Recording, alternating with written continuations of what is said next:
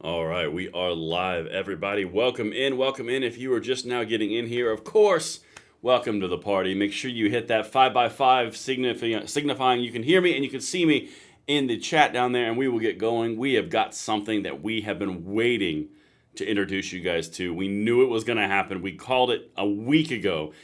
This is something big, people. The money is moving, and where it's moving to, you need to know about, because you have an opportunity like you've never seen before. So as you guys get in here, of course, like I said, make sure you got me 5x5 right over in here. And as we get into this is a massive thing. And of course, as you guys are filtering in, make sure you hit that like button, subscribe to the channel, turn the notification bell on. Don't be victimized by that pesky algorithm monster that likes to eat subscriptions and interrupt you in your two-way freedom quest. So make sure that bad boy's still active. And of course, everything is linked in the description box below. Per usual, I always bring receipts. And here come the people. We got 5x5s. I absolutely love it. I hope you guys are having an amazing day. What we are about to do is something I haven't done before. I kind of have. But we're about to walk through something that is breaking, coming from the mainstream left media, about where this is going, where the money is going. The Democrats are throwing in the towel underneath the table. This one, send out, make sure you leave a like on, and as soon as we get enough people in here, a couple more minutes, we're going to dive right in. I can see everyone getting in here, 5x5 from Texas, North Carolina, Wisconsin. Very blurry, don't worry, that will clean up. It is showing good on my side. Virginia, Indianapolis, North Carolina. We got all the swing states showing up, and I hope you guys really enjoy this. So let me know what you guys think, not only in the chat, but also in the comments right down there if you're watching the playback, because this is going to be a great episode. I'm really glad you guys are here for this, because this is going to be delicious. Give it a few more minutes as everyone gets in here. Once we get to around 500 people, we'll start. But this one, guys, I've got some stuff queued up you are going to love, and then we'll get into this entire thing. New Jersey, New York, Washington, Ohio. We have got California, West Virginia, Maine, everyone from everywhere. Michigan, 433. We're almost to 500. Man, I always enjoy your videos. Thank you, Jeffrey. I appreciate that. Good video. You haven't even seen it yet, Bill, but I appreciate you. Iowa, Pennsylvania, Southern Indiana, Florida. Oh, we got the whole freaking country showing up on this one. This is beautiful. Thank you guys so much for being here. You're going to love every second of this as we walk through a clip that I just got. It's breaking from MSNBC on exactly what you and I have been talking about. The cutting edge of freedom, 2A and the like. This is everything. All right, so here we go, guys. There's enough people in here where I can start this process. One of the things that I have been hitting on consistently since the Biden brain freeze on the debate is, as the Democrats react, you're going to see them react in a way that's pretty much a paralyzed version of themselves, okay? What it's going to do is lead to disarray, and it's going to leave an opening for you, people who are out there in your House votes, people that have Senate votes, people in the presidential vote. You have the opportunity to punish the gun controllers so incredibly hard. They have not felt it in a decade. They will not feel it again in another decade. The opportunity that you have right now to activate, to be active, and to deliberately kick them right where the sun don't shine politically is off the charts. And we're about to get to that right now, and I cannot wait to show you what they're admitting from their own mouths. All right, we got a super chat from Scott Vito. Thank you so much for that super chat. You guys are awesome. Let's get it. Let me move myself over, and while I'm doing this, understand and remember, beautiful people, what we've talked about consistently on this channel is they're going to start abandoning the idea that they're going to win the presidential just from a betting odds standpoint. And they're going to devote all of the money to the places where they're going to try to put a firewall up or a blockade up for Trump should the eventual outcome be he's the president. Again, this is what we've talked about. All right. Well, now let me get this window open and pop myself in front of that because, you know, that's important. There we go. And I'm going to play this, and you just listen to what they're going to tell you, and I'm going to interrupt it as it goes when we have some commentary, and then I'll look at your chats because, like I said, this is massive, guys. The stuff that we are about to hit is so, it's insane. But let's get it. All right, enough of the setup. Here is the first thing. This is from MSNBC, okay? This is about an hour ago. Let's get it. I assume you guys can. Thank you for the super chat so much. Let's get it. With so much uncertainty surrounding President Biden's run for re-election, new NBC News reporting reveals the mission has shifted for many big money donors away from Biden and instead to shore up a congressional firewall against the chance of another Donald Trump presidency. NBC's Sahil Kapoor is one of the authors of that new NBC reporting. David. Okay, I'm going to give him a second because his reporting is insane too. But understand what she just said. She just introduced the idea of a firewall at a congressional level. Now, what does that mean politically? That means that the money and the Democrats are now building into a defensive posture because they see the writing on the wall, at least as it sits right now. Now, again, here's my thing. You got to vote. You got to be active. You got to kick them right in the gonads politically because you have the opportunity. You cannot sit this one out. When they are hurting this bad, make it hurt worse. I've said it. There we go. But what they just said was there's a firewall that's being built. The only reason you build firewalls is because there's a fire.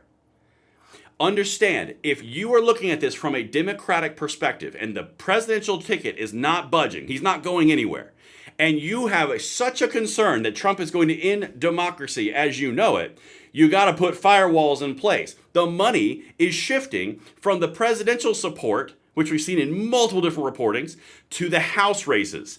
Notice not the Senate. Again, guys, this is cutting edge stuff. This is brand new. I'm going to let him continue, but this is a really big deal. Let's keep going. Holly is a former Republican congressman from Florida and an MSNBC political analyst. So, Sahil, who is leading this firewall strategy and how exactly is it working?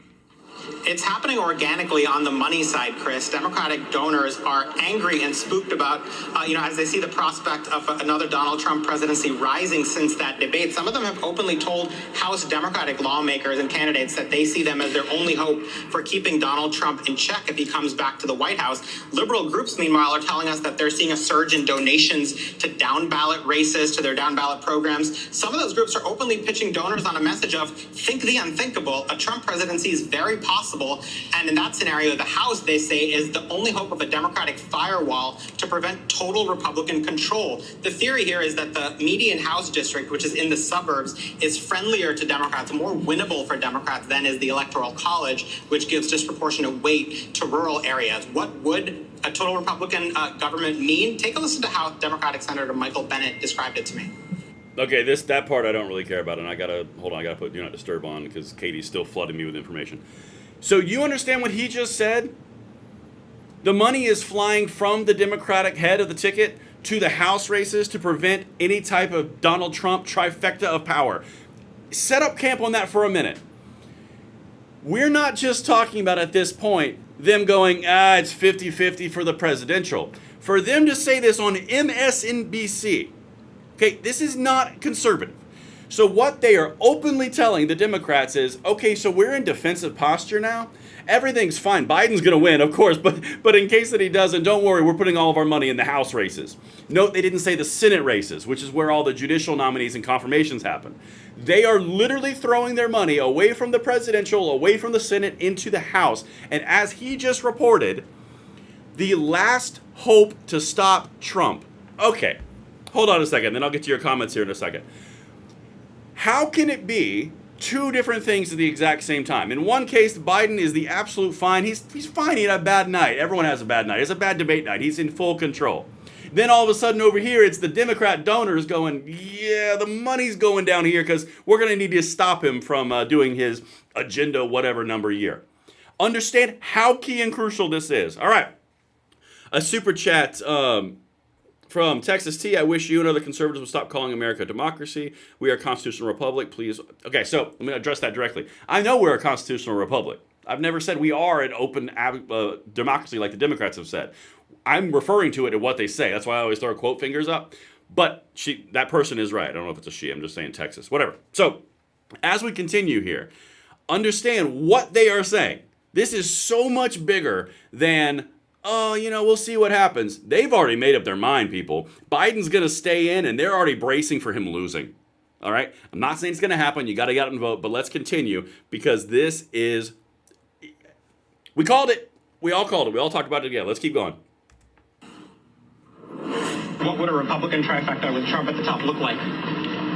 What it would look like is a clear and present danger to the United States of America. What it would look like would be a complete compromise of our standing in the world. These are not political questions. These are moral questions. And of course, course, the difference is if Democrats have the House under a hypothetical Trump presidency, it gives them a real check to control Donald Trump's legislative agenda. It gives them oversight and subpoena powers to investigate his administration. And there are a couple of reasons that this is growing. Democrats in the Senate and House races are currently running well ahead of Joe Biden. Just today, there was a poll out in Wisconsin where the Democratic Senator Tammy Baldwin is up 5 points against a Republican opponent, while President Biden in a head-to-head with Donald Trump is down 5 points. Finally, Chris, there's the fact that Democrats were caught flat-footed in 2016 when Donald Trump came into that election being the underdog. Democrats ended up watching Trump win with a full Republican trifecta, win both the House and the Senate. They don't want to be caught flat-footed this time around, and at the very least, they want to make sure Trump doesn't end up in power with what they perceive would be a submissive Republican Congress. All right, so I'm just going to stop him for a second. Again, do you understand how important this is? It is now no longer a conversation of 50-50 Trump-Biden, Trump's a threat to democracy, and he's evil, and Biden's the way, truth, and all that good stuff. It's no longer that conversation. Now it's, well, they were caught flat-footed in 2016, and in order to prevent being caught flat-footed again in a hypothetical presidency, of course, from Trump, it wouldn't be real because, oh my God, we're going to go ahead and put all our money in House races. Not even the Senate. Guys, this is such a big deal because it shows you where the money's going. It's not showing you where the politicians are going. It is showing you what's happening on the financial side. They are preparing for a dramatic fire, which is why they're building a firewall. Let's continue. I got to get to the main anchor here because this is just, ooh. David, I was in touch this morning with folks at a big grassroots organization, Swing Left. Their volunteer engagement numbers are way up compared to 2018 and 2022. Right. 2020, of course, was COVID, so the metrics are a little skewed there. But bottom line, how much will following grassroots donations, whether it's donating money or donating time, tell us about November and where the rank and file are putting their time and attention? Yeah, it is critically important. It's a great barometer, Chris. I think the question is it fear or is it confidence? Is it aspiration to really elect Democrats and secure Democratic values? I think coming off the last 2 weeks, it's probably a healthy combination of the two. And here's why it is critically important. Look. Okay, I'm going to let him do his talking point thing in a second, but I got to give it a break so YouTube doesn't flag me. Understand what that whole setup was right there. Look at the rank and file Democrats. Look at where they're putting their time. Look at where they're putting their investment. Look at where they're putting their financial. The rank and file Democrats, the ones who are turning the polls blue or red, are the ones that are going down ballot and focusing in the House and the Senate areas. It is not the people that you're watching deciding if Biden is the way or Biden is not the way on all the grandeur from Washington, D.C. this week. The people who are making the decision, who are voting, are actively going out and going, holy crap, we're in deep crap. That's what we're watching right here from MSNBC. All right, so let's keep going. There's so much more, and we got like a minute and a half of this clip. I was a candidate in 2016, a sitting Republican who split from Donald Trump on his first run. We were on the ballot together. It is enormously difficult to run a race, even in your home district, where there is dissonance between the House candidate and the presidential nominee. And so part of the reality is these House candidates now need more money. So he'll point it out, we're not necessarily seeing the drag right now, but we might. And what we do know for House members particularly, they need money. House Democrats need money to run their race their way and ensure they get elected. And then secondly, it is a firewall. I mean, if you want to stop Donald Trump and Project 2025, elect Joe Biden, or if he steps aside, elect the Democratic nominee, but elect a Democratic-controlled House that won't pass Project 2025 legislation, and that will be there to handle impeachment, should impeachment be necessary. The move to House Democrats is important because 100 days ago, there was a confidence among House Democrats, and rightfully so, that Democrats had a good shot at taking a majority. All bets are off over the last 2 weeks. Nobody truly knows. So they're shoring up their resources to go into November. Look. Okay. Whoa, easy. All right, so let me get myself back over here. You realize what they just said on that little clip at the end there? Because that was a sitting Republican, right? So that guy openly comes out and throws impeachment out. Why would you throw impeachment out? We need to take the House for impeachment. What?